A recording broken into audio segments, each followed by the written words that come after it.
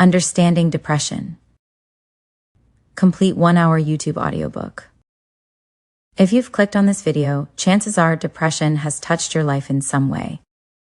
Maybe you're lying in bed right now, unable to move, feeling like you're drowning in darkness.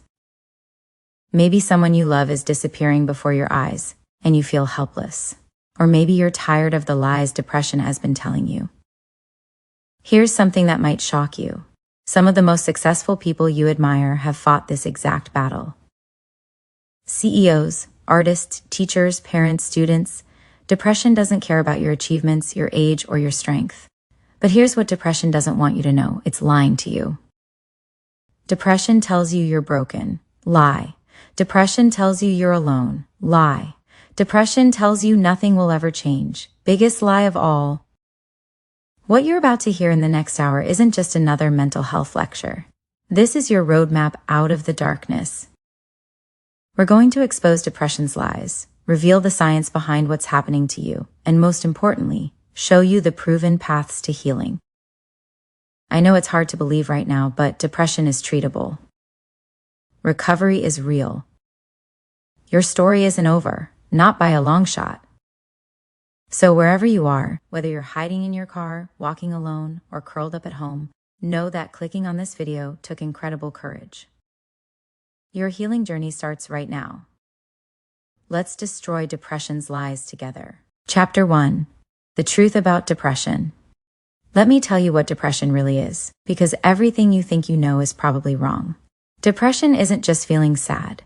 It's not being weak or lazy. It's not something you can snap out of or fix with positive thinking. Depression is your brain's alarm system going haywire, like a smoke detector that won't stop screaming even when there's no fire. Here's what's actually happening in your brain. Depression disrupts the chemical messengers that control your mood, energy, and motivation. Imagine your brain as a bustling city, and depression is like the traffic control system breaking down. Nothing flows properly anymore. But here's the part that will blow your mind. Depression actually changes your brain structure. MRI scans show that people with depression have different brain activity patterns than those without it. This isn't in your head. It's literally in your head, measurably and scientifically. There are different types of depression, and understanding yours matters. Major depression feels like being trapped under a heavy blanket you can't lift. Persistent depression is like living with a constant gray filter over everything. Not as crushing, but it never goes away. Seasonal depression hits like clockwork when the days get shorter. Postpartum depression ambushes new mothers when they're supposed to be happiest. And then there's high-functioning depression, the most misunderstood type. From the outside, these people seem to have it all together. They go to work, maintain relationships, even achieve success. But inside, they're fighting a war nobody can see. If this sounds like you, know that your struggle is just as real and just as valid. Here's what depression does that's so insidious.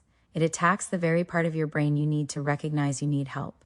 It's like having a broken GPS that keeps telling you you're going the right way while you're driving off a cliff.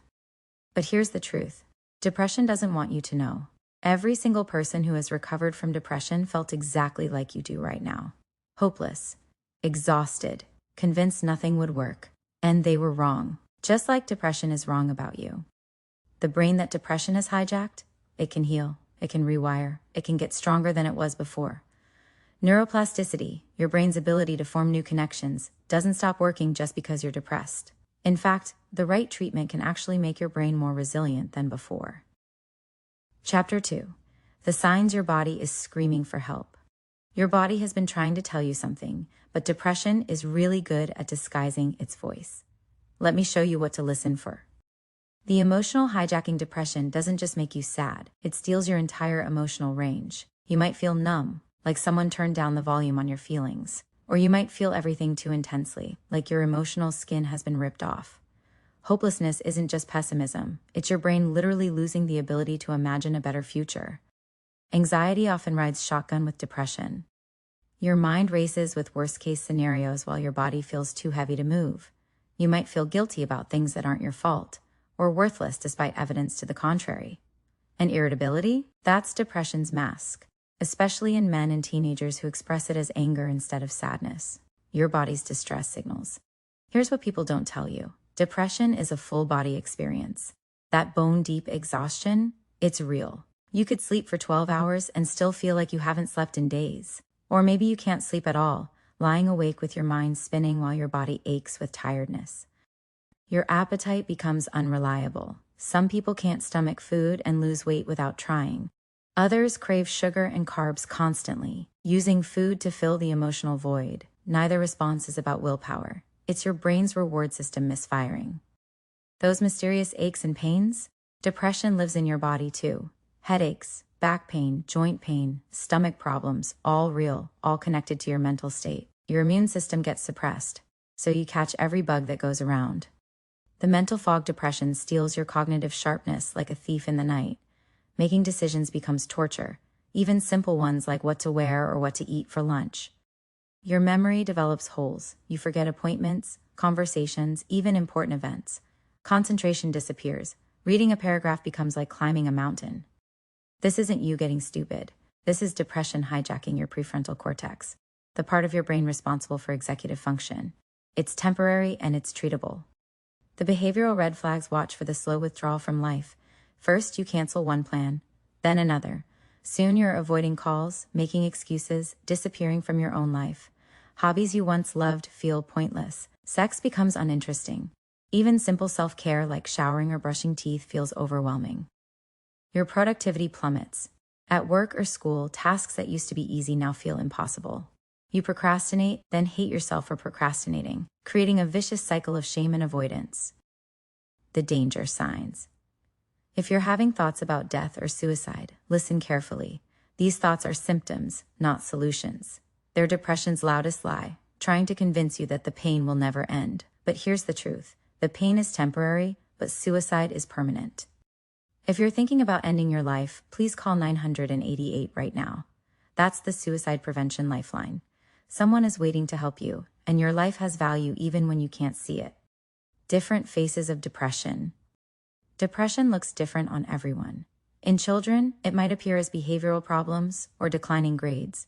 In teenagers, it often masquerades as rebellion or risk-taking behavior. In older adults, it gets mistaken for normal aging or other medical conditions. Women are twice as likely to experience depression, partly due to hormonal fluctuations during menstruation, pregnancy, and menopause. Men often express depression as anger, workaholism, or substance abuse rather than obvious sadness. The key is persistence and impact.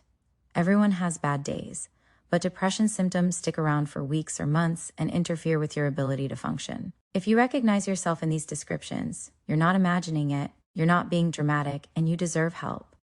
Chapter 3. Why this is happening to you. Stop blaming yourself right now. Depression isn't caused by weakness, laziness, or not being grateful enough.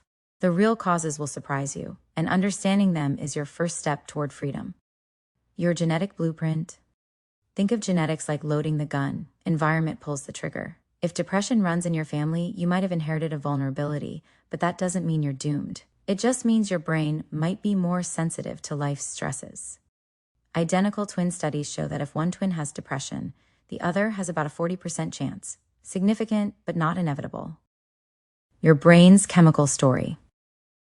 Depression involves a complex dance of brain chemicals, serotonin, dopamine, norepinephrine, and others. But here's the misconception. It's not just about having low serotonin. It's about how these chemicals communicate, how your brain's circuits function, and how your neurons connect.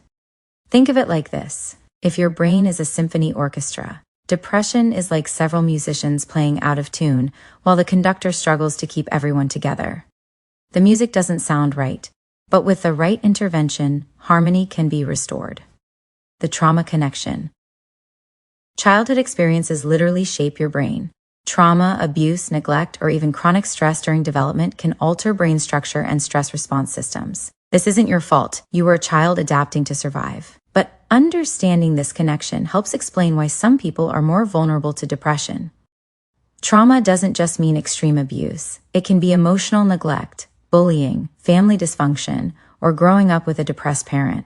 These experiences can create what researchers call toxic stress, which affects brain development and emotional regulation. Life's perfect storms. Sometimes depression strikes when multiple stressors hit at once. Job loss combined with relationship problems and financial stress can overwhelm even resilient people. Major life changes, even positive ones like marriage, new babies, or promotions, can trigger depression in vulnerable individuals. Chronic stress is particularly dangerous because it keeps your cortisol levels elevated, which can damage brain regions involved in mood regulation. It's like running your car engine in the red zone constantly. Eventually, something breaks down. The medical connections. Certain medical conditions significantly increase depression risk. Thyroid disorders, diabetes, heart disease, chronic pain, and autoimmune conditions all have strong links to depression. Some medications, including certain blood pressure drugs and steroids, can trigger depressive symptoms. Hormonal changes are major players, especially for women. Pregnancy, postpartum period, menstruation, and menopause all involve hormonal fluctuations that can affect mood. This isn't weakness, it's biochemistry. The substance trap. Alcohol and drugs might seem like they help depression, but they actually make it worse. Alcohol is a depressant that disrupts sleep and brain chemistry. Cannabis can worsen anxiety and motivation problems. Stimulants create mood crashes when they wear off. Many people with depression self-medicate without realizing it, creating a dual problem that requires specialized treatment. The thinking patterns. Certain thinking styles increase depression vulnerability. Perfectionism sets impossible standards that guarantee failure and self-criticism. Rumination, repetitively rehashing problems, keeps your brain stuck in negative loops. All-or-nothing thinking makes small setbacks feel like complete failures. These thinking patterns often develop as coping mechanisms but become part of the problem. The good news? Thoughts can be retrained. The social factor. Humans are wired for connection. Isolation, loneliness, and lack of social support significantly increase depression risk. Social media can make this worse by creating false comparisons and superficial connections that don't meet our deep need for authentic relationships. Discrimination, poverty, and social injustice also contribute to depression rates. When society tells certain groups they don't matter, depression becomes a predictable response to unpredictable circumstances. Here's the crucial point. Depression usually results from multiple factors combining in the perfect storm. You might have genetic vulnerability, experience chronic stress, have poor sleep habits, and lack social support all at the same time. Understanding this complexity is actually hopeful. It means there are multiple intervention points for healing. Chapter 4: The Real Cost of Depression.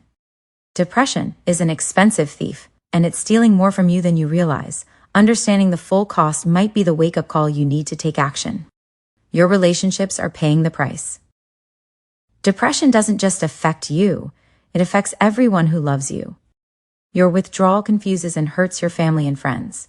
They want to help but don't know how. Children of depressed parents are at higher risk for depression themselves, not just genetically, but because depression changes family dynamics. Your romantic relationships suffer as intimacy becomes difficult, communication breaks down, and your partner feels rejected or helpless. Friends may initially be supportive, but gradually drift away as social plans repeatedly get canceled. The isolation that follows makes depression worse, creating a vicious cycle. Your career is under attack. Depression costs the U.S. economy over $200 billion annually in lost productivity, and your personal career is part of that statistic. Concentration problems, fatigue, and decision-making difficulties make work performance suffer. You might miss deadlines, avoid challenges, or call in sick frequently. Unemployment rates are higher among people with depression, and when depressed people do work, they earn significantly less over their lifetimes. The career trajectory you once imagined becomes derailed, not because you lack talent, but because depression hijacked your potential. Your physical health is deteriorating. Depression doubles your risk of heart disease and increases stroke risk by 45%. It worsens diabetes management and increases cancer risk. Chronic pain becomes more intense and harder to treat. Sleep disorders, digestive problems, and headaches become constant companions. People with depression live shorter lives, an average of 7 to 11 years shorter than those without depression. This isn't just due to suicide risk, it's because depression literally ages your body faster. The financial hemorrhage. Medical costs for people with depression are 50% higher than for those without it. Emergency room visits, hospitalizations, and medication costs add up quickly. Lost income from missed work or reduced productivity compounds the problem. Many people accumulate debt during depressive episodes due to poor decision-making, inability to manage finances, or attempts to self-medicate through shopping or other behaviors. Bankruptcy rates are higher among people with untreated mental health conditions. Your dreams are dying. Perhaps the greatest cost is the opportunity cost. All the things you're not doing, not becoming, not experiencing, because depression has you in its grip. Goals get abandoned, dreams get deferred, and years pass in a fog of mere survival rather than thriving. Creativity suffers, relationships never form, adventures never happen, and personal growth stagnates. You become a shadow of who you could be, and the world misses out on your unique contributions. The ripple effects. Depression creates ripples that extend far beyond the individual. Families struggle with the stress and uncertainty. Children's academic and social development may suffer. Workplaces lose productivity and team cohesion. Communities lose engaged citizens and volunteers. The stigma surrounding depression often prevents people from seeking help, perpetuating these costs across generations. Untreated depression in parents often leads to depression in children, creating intergenerational cycles of suffering. But here's the hope. Every single cost we've discussed is reversible with proper treatment. Relationships can be rebuilt, careers can be salvaged, health can be restored, and dreams can be rekindled. The investment in treatment, whether therapy, medication, or both, pays dividends that compound over time. People who successfully treat their depression often report that their lives become better than they were before depression struck. They develop resilience, deeper self-awareness, and stronger relationships. Their experience with darkness makes them appreciate light more intensely. The question isn't whether you can afford to get help. It's whether you can afford not to. Every day depression goes untreated. The costs accumulate. But every day you work toward recovery, you're investing in a future that depression tried to steal from you. Chapter 5. Treatments that actually work. Here's the truth. Depression doesn't want you to know it's highly treatable. We have more effective treatments for depression than ever before, and the success rates are remarkable. Let me show you what actually works. Therapy, rewiring your brain. Psychotherapy isn't just talking, it's brain training. Cognitive behavioral therapy, or CBT, is like debugging your mental software. It identifies the thought patterns that fuel depression and teaches you to recognize and change them. Here's how powerful CBT is. Brain scans show that successful CBT actually changes brain activity patterns, similar to the changes seen with medication. You're literally rewiring your neural pathways through focused therapeutic work.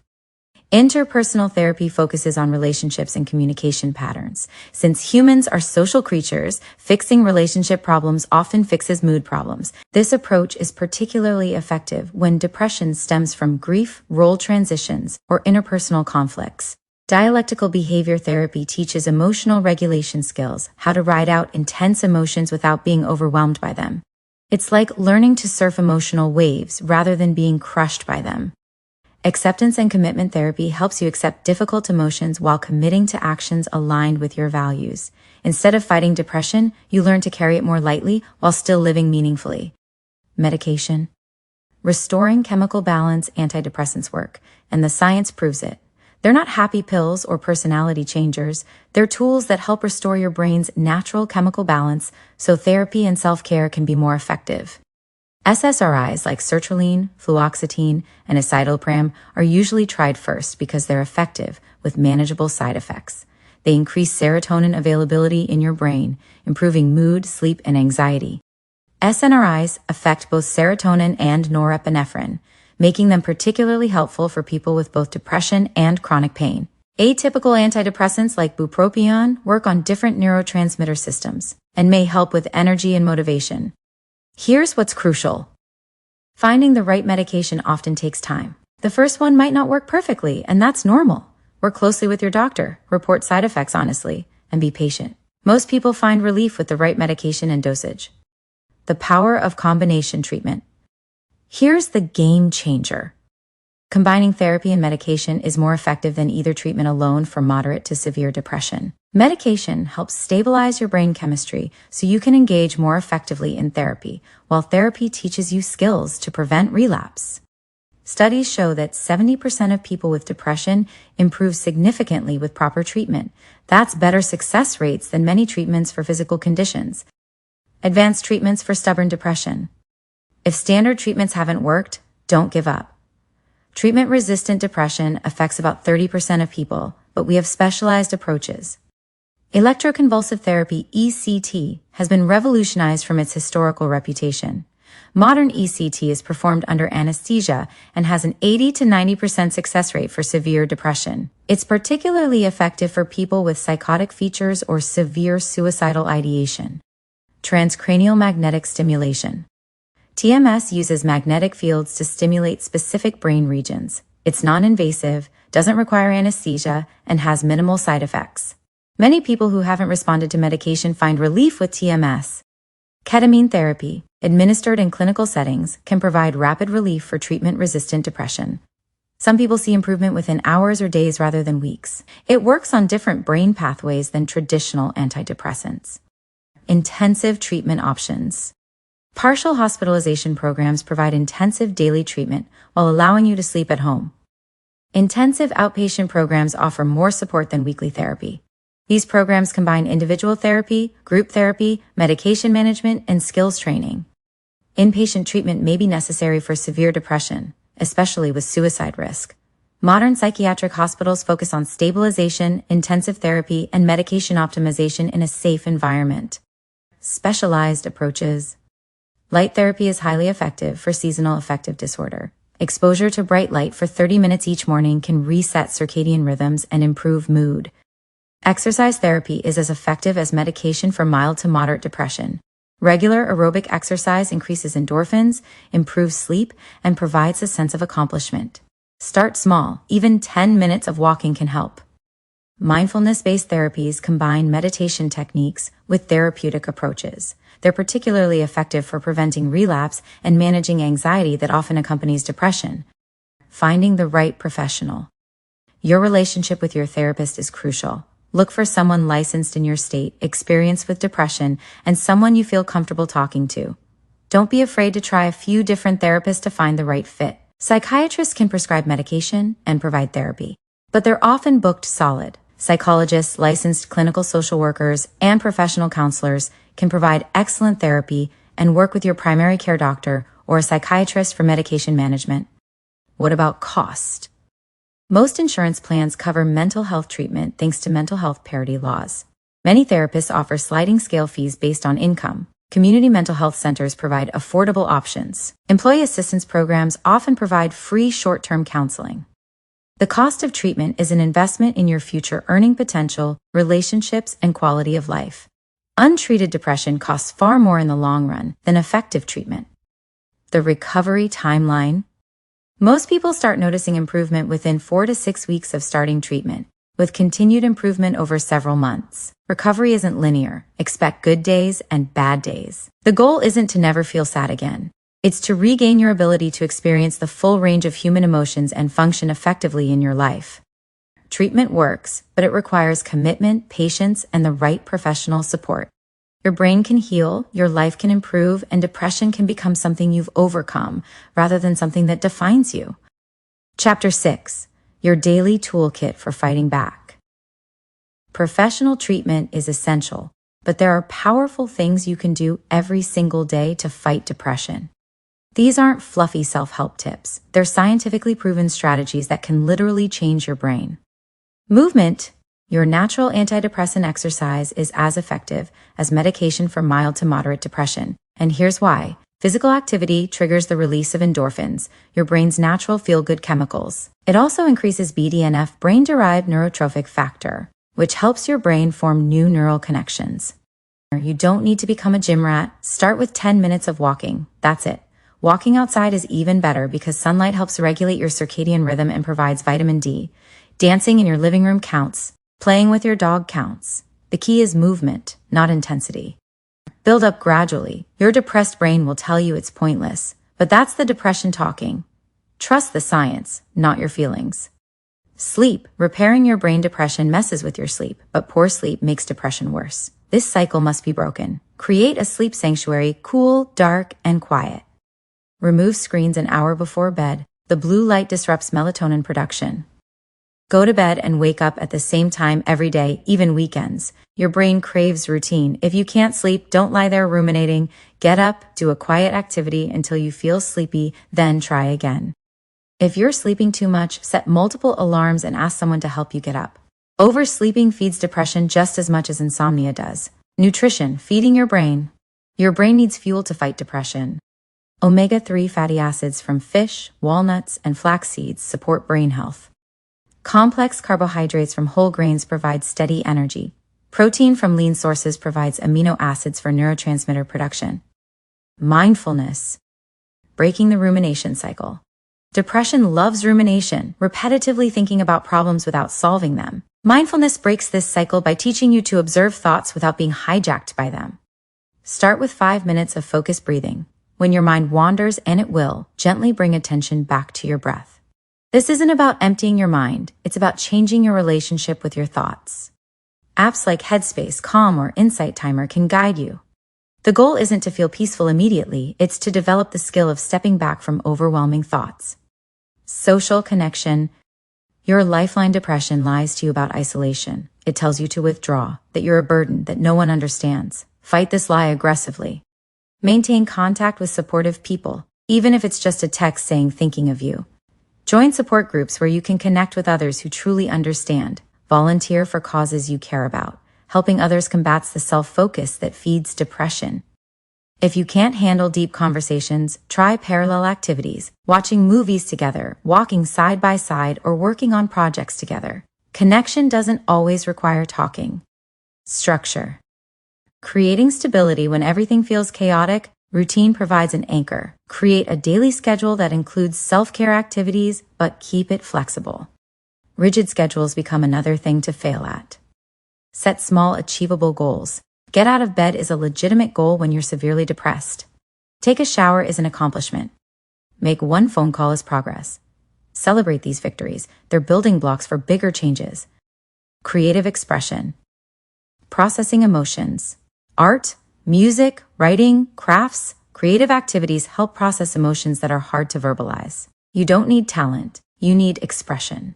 Journaling can provide insights into patterns and triggers while offering a safe space for difficult feelings. Try stream of consciousness writing. Set a timer for 10 minutes and write whatever comes to mind without editing.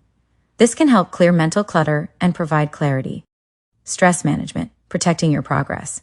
Stress is depression's best friend. Learn to recognize your stress signals and have strategies ready.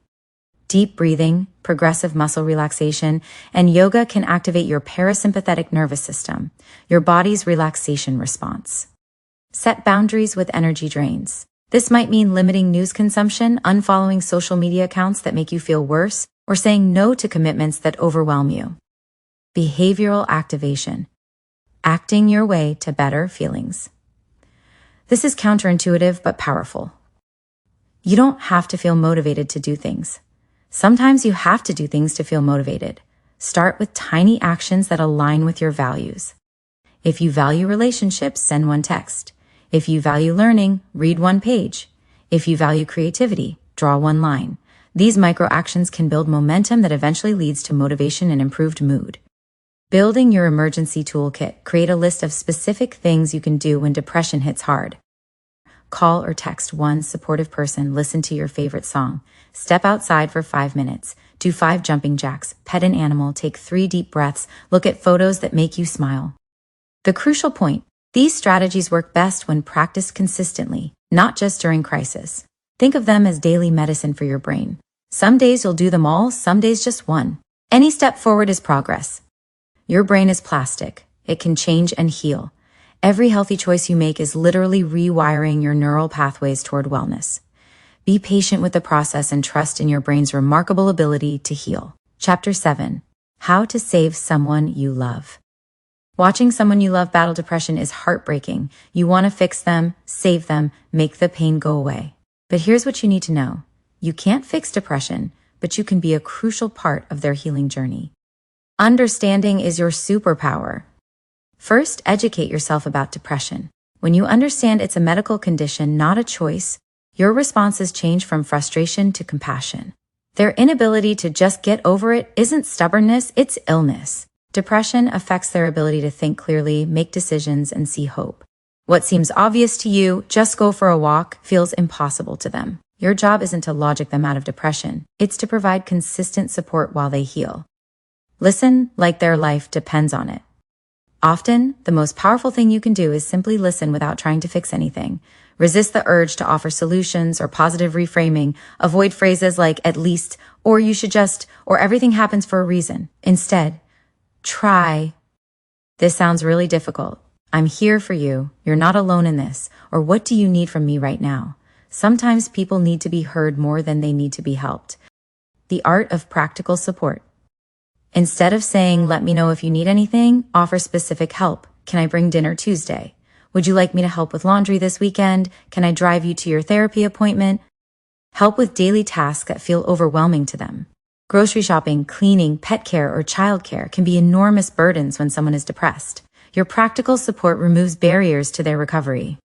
Maintain connection without pressure. Keep inviting them to activities, even when they decline repeatedly.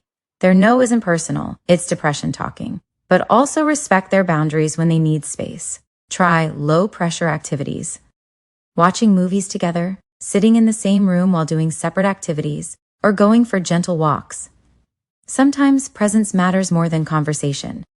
Text them regularly, but don't expect immediate responses. A simple thinking of you message can be a lifeline on their worst days. Let them know you're available without making them feel guilty for not responding. Encourage professional help. Gently, you can suggest therapy or medical help, but you can't force it. Offer to help them find resources, make appointments, or provide transportation. Sometimes the logistics of getting help feel impossible when you're depressed. If they're resistant to therapy, you might suggest starting with their primary care doctor or a mental health screening. Sometimes the first step feels less intimidating than committing to long-term therapy. Know the danger signs. Take any talk of suicide seriously. Warning signs include talking about wanting to die, feeling hopeless, saying they're a burden, giving away possessions, or sudden calmness after a period of severe depression. Don't be afraid to ask directly. Are you thinking about hurting yourself? This question won't plant the idea. It might open the door for them to get help. If someone is in immediate danger, don't leave them alone and call 988 Suicide Prevention Lifeline or emergency services. Protect your own mental health. Supporting someone with depression can be emotionally exhausting. You might feel helpless, frustrated, or even resentful. These feelings are normal and don't make you a bad person. Maintain your own self-care routines, seek support from others, and consider counseling for yourself. You can't pour from an empty cup, and taking care of yourself isn't selfish. It's necessary for you to be helpful long-term. Set boundaries when necessary. You can be supportive without sacrificing your own mental health or enabling harmful behaviors. What not to do? Avoid minimizing their experience. Others have it worse. Offering simple solutions, just think positive, or making it about yourself. You're making me sad too. Don't take their symptoms personally or try to force them to get over it faster. Don't enable harmful behaviors like excessive drinking or isolation, but don't become the depression police either. Find the balance between support and boundaries. The long game recovery isn't linear. There will be good days and setbacks. Celebrate small improvements without expecting constant progress. Your consistent presence and support can make an enormous difference, even when it doesn't feel like it. Remember that professional help is crucial. You're not their therapist, you're their support system. Encourage professional treatment while providing the love and stability they need to heal.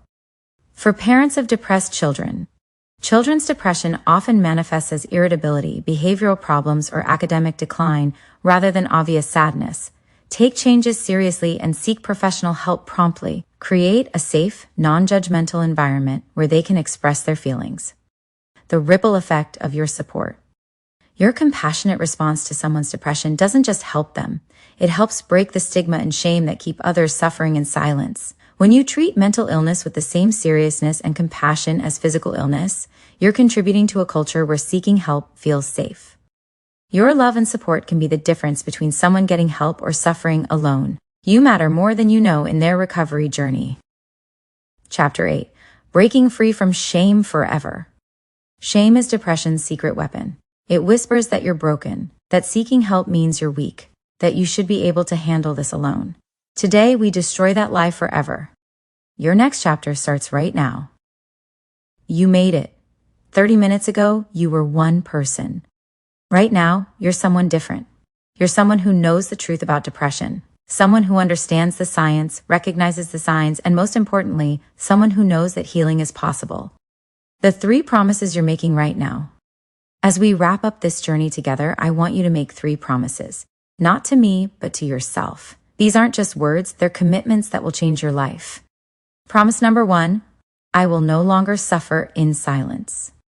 Whether that means reaching out to a friend, calling a therapist, or simply acknowledging your feelings instead of pushing them down, silence ends today. Depression thrives in isolation. Your voice, even when it shakes, is your first weapon against the darkness. Promise number 2, I will treat myself with the same compassion I show others. You wouldn't tell a friend with a broken leg to just walk it off. You wouldn't shame someone with diabetes for needing insulin. Your mental health deserves the same respect, the same care, the same professional attention. You are worthy of healing. Promise number 3, I will remember that setbacks are not failures. Recovery isn't a straight line. There will be difficult days. There will be moments when you feel like you're back at square one. That's not failure, that's being human. Every time you get back up, you're proving your strength. Before we go any further, I need to address something directly. If you're listening to this and you're having thoughts of hurting yourself or ending your life, I need you to pause this video right now and reach out for help. In the US, call or text 988 for the Suicide and Crisis Lifeline. In the UK, call 116,123 for Samaritans. If you're in another country, search Crisis Hotline plus your country name. There are people waiting to help you 24 hours a day, 7 days a week. Your life has value. Your story isn't over, and the world needs you in it. The ripple effect of your healing. Here's something powerful to remember. Your healing doesn't just help you, it helps everyone around you. When you break the cycle of depression in your life, you're changing the trajectory for your children, your friends, your family. You're becoming proof that recovery is possible. Someone in your life is watching how you handle this. Maybe it's a coworker struggling in silence, a family member afraid to speak up, or a friend who thinks they're alone. When you choose healing, you give them permission to do the same. Your toolkit for moving forward. You now have tools that many people never discover. You understand that depression is a medical condition, not a character flaw. You know the difference between sadness and clinical depression. You recognize the biological, psychological, and social factors at play. You understand how depression affects your thinking, relationships, and daily life. You know the treatment options available and how to access them. You have practical self-care strategies that actually work. You know how to support others while protecting your own mental health. You've learned to break free from shame and stigma. If you found value in this audiobook, I want you to do 3 things right now. First, hit that like button. It tells YouTube to share this with other people who need to hear this message. Your click might save a life. Second, subscribe and ring that notification bell. Mental health isn't a one-time conversation. It's an ongoing journey, and I'm here to support you every step of the way with new content, updated research, and practical strategies. Third, share this video, not just on social media, though that helps too, but with the people in your life who need to hear this. Text it to that friend who's been struggling. Email it to your family member who doesn't understand what you're going through. Share it in online communities where people are looking for hope. Here's what I want you to do in the next 24 hours. Pick one thing, just one, from everything we've discussed, and take action on it. Maybe it's scheduling an appointment with a therapist, downloading a meditation app, calling that friend you've been avoiding, starting a mood journal, going for a 10-minute walk, telling someone you trust about what you're going through, looking into support groups in your area, creating a simple daily routine. One action, that's all it takes to prove to yourself that change is possible. The truth about your future. I can't promise you that your journey will be easy. I can't promise that you'll never have another difficult day. But I can promise you this, you are stronger than you know, more resilient than you believe, and more capable of healing than you've ever imagined. The version of yourself that you're becoming, the one who takes care of their mental health, who speaks up when they're struggling, who treats themselves with compassion, that person is already inside you. They've been waiting for this moment, for this understanding, for this permission to emerge. A personal message from me to you before we finish. I want to share something personal. This audiobook exists because I believe in the power of understanding. I believe that when we shine light on depression, when we talk about it openly, scientifically, and compassionately, we take away its power to control us. This is my story. You know what? Scratch that. This was my story. I overcame depression. I defeated depression, and now it has no power over me. I recognize its schemes and signs, and I immediately do the things I have shared with you.